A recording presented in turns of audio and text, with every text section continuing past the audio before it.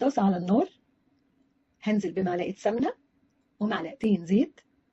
أول ما يسخنوا هنزل بربع كيلو لحمة مفرومة، هقلبهم تقلبتين.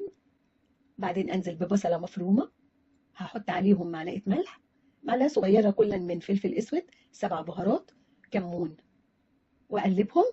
وبعدين أنزل بمعلقة صغيرة من هريسة الشطة وأقلبهم مع بعض كويس وأسيبهم لغاية ما يستووا.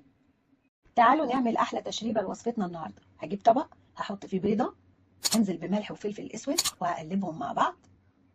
هحط عليهم كوباية من الزبادي وأقلبهم.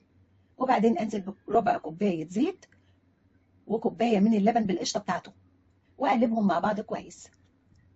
هجيب لفة الجلاش هنقطعها شرايح وهنفكها من بعضها زي ما انتوا شايفين.